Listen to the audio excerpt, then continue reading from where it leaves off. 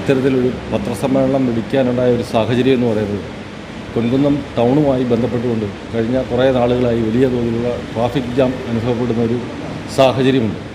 അപ്പം വലിയ തോതിലുള്ള ഗതാഗത കുരുക്ക് അനുഭവപ്പെടുന്ന ഒരു സാഹചര്യം വന്നപ്പോൾ അതിനെ സംബന്ധിച്ച് വലിയ തോതിലുള്ള അഭിപ്രായങ്ങൾ പൊതുസമൂഹത്തിൽ നിന്ന് ഉയർന്നു വരികയും അത് ആവശ്യമായ ക്രമീകരണങ്ങൾ വരുത്തണമെന്ന് ഉയർന്നു വരുന്ന സാഹചര്യത്തിലാണ് ഗ്രാമപഞ്ചായത്ത് ഭരണസമിതിയും അതേപോലെ തന്നെ രാഷ്ട്രീയ പാർട്ടികൾ, മറ്റ് സന്നദ്ധ സംഘടനകളുടെ വ്യാപാരി വ്യവസായ സുഹൃത്തുക്കൾ തുടങ്ങിയ എല്ലാ വിഭാഗത്തിലുള്ള ആൾക്കാരുമായി ചേർന്ന് നമ്മൾ യോഗം വിളിച്ചു.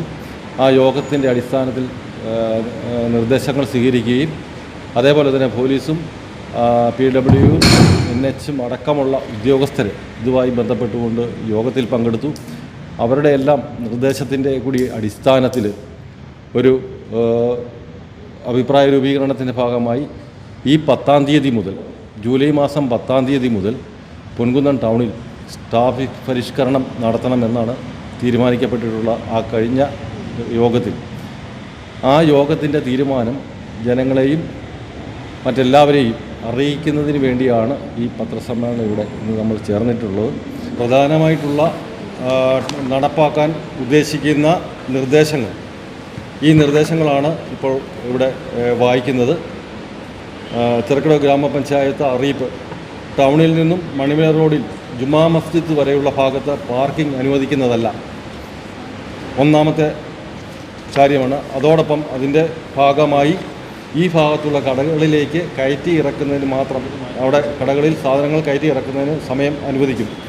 വലിയ വാഹനങ്ങളിൽ കയറ്റി ഇറക്കുന്നത് 8 AM മുതൽ 10 AM വരെയും 3 PM മുതൽ 7 PM വരെയും അനുവദനീയമല്ല ഈ റോഡിൻ്റെ സൈഡ് വശത്ത്. അതേപോലെ രണ്ടാമത്തെ നിർദ്ദേശം, മിഡാസ് ഹോട്ടൽ മുതൽ സിഗ്നൽ വരെയുള്ള, എന്ന് പറഞ്ഞാൽ പാലാ ഭാഗത്തേക്ക് പോകുന്ന സിഗ്നൽ, കോട്ടയം ഭാഗത്തേക്ക് പോകുന്ന സിഗ്നൽ വരെയുള്ള ഭാഗത്ത് വഴിയോര കച്ചവടം ഒരു കാരണവശാലും അനുവദിക്കുന്നതല്ല. പ്രധാനപ്പെട്ട സെൻട്രൽ പോർഷൻ്റെ കാര്യമാണ് സൂചിപ്പിച്ചത്. പൊൻകുന്നം ടൗണിൽ ഈ സ്ഥലത്ത് ഒരു കാരണവശാലും കൂടുതൽ സമയം പാർക്കിംഗ് അനുവദിക്കുന്നതല്ല. സിഗ്നൽ ഭാഗത്ത് വണ്ടി നിർത്തേണ്ട സ്ഥലം ലൈൻ വരച്ച് മാർക്ക് ചെയ്യും. അതാണ് ഒരു നിർദ്ദേശമായിട്ട് വന്നത്. കോട്ടയം ഭാഗത്തു നിന്നും കാഞ്ഞിരപ്പള്ളി ഭാഗത്തേക്ക് പോകുന്ന വണ്ടികൾ ഫ്രീ ആയി പോകാൻ പ്രത്യേക ലൈൻ വരച്ച് ക്രമീകരിക്കാൻ NH നിർദ്ദേശിച്ചിട്ടുണ്ട്. അടുത്ത ദിവസം തന്നെ അവരത് ചെയ്തു തരാം എന്നാണ് പറഞ്ഞിട്ടുള്ളത്. സിഗ്നൽ ഭാഗത്തു നിന്നും മണിവില വഴിക്ക് പോകുന്ന വാഹനങ്ങൾക്കും പ്രത്യേക ലൈൻ വരച്ച് അവിടെ ക്രമീകരിക്കാൻ എന്നാണ് NH നമ്മളോട് പറഞ്ഞിട്ടുള്ളത്. അതേപോലെ തന്നെ ആറാമത്തെ നിർദ്ദേശം, പാലാ വഴിക്ക് പോകുന്ന വാഹനങ്ങൾ പൊൻകുന്നം സർവീസ് സഹകരണ ബാങ്കിൻ്റെ ടൗൺ ബ്രാഞ്ചിൻ്റെ മുൻവശം വരെ 2 സൈഡിലും പാർക്കിംഗ് അനുവദിക്കുന്നതല്ല. പാലാ റോഡിൽ പൊൻകുന്നം സർവീസ് സഹകരണ ബാങ്കിൻ്റെ വരെയുള്ള 2 സൈഡുകളിലും പാർക്കിംഗ് അനുവദിക്കുന്നതല്ല. പാലാ വഴിക്ക് പോകുന്ന ബസ്സുകൾ പള്ളിയുടെ കുരിശ്ശടിയുടെ മുമ്പിലുള്ള ബസ് സ്റ്റോപ്പിൽ മാത്രമേ നിർത്തി ആളെ കയറ്റാനും ഇറക്കാനും പാടുള്ളൂ.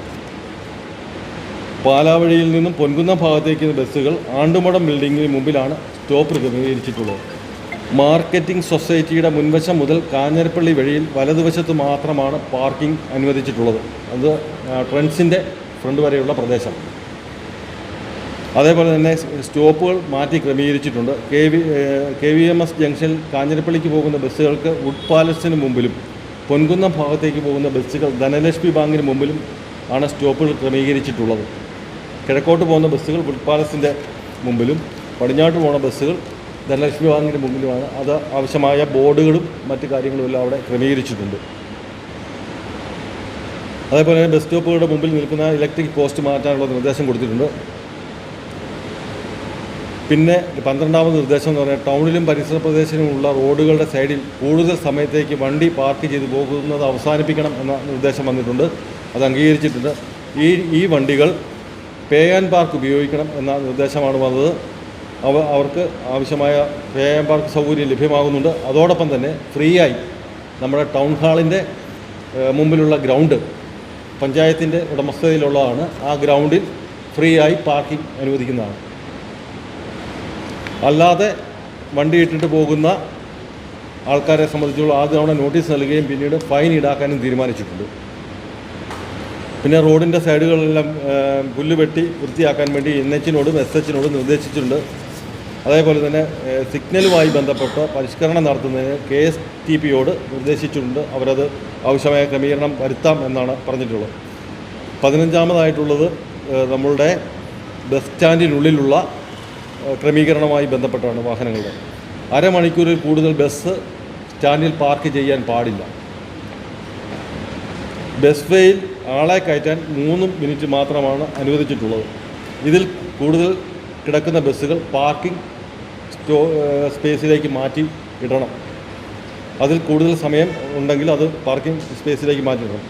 സ്റ്റാൻഡിൽ കയറുന്ന ഭാഗത്തും ഇറങ്ങുന്ന ഭാഗത്തും വീതി കൂട്ടാൻ വേണ്ട നടപടി സ്വീകരിക്കും.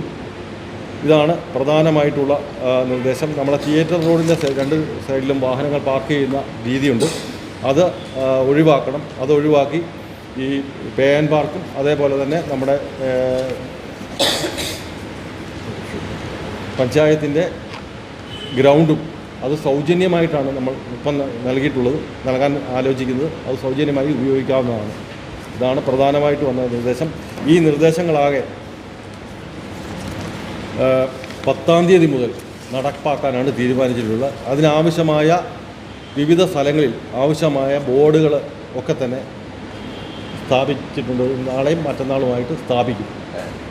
ഈ നിർദ്ദേശങ്ങളടങ്ങും ബസ് സ്റ്റാൻഡിലടക്കമുള്ള ബോർഡുകളും മറ്റു കാര്യങ്ങളും എല്ലാം അവിടെ തന്നെ അടുത്ത ദിവസം തന്നെ അത് സ്ഥാപിക്കുന്നതായിരിക്കും. ഇതാണ് പ്രധാനമായും വന്ന നിർദ്ദേശങ്ങളും അംഗീകരിക്കപ്പെട്ട നിർദ്ദേശങ്ങളും.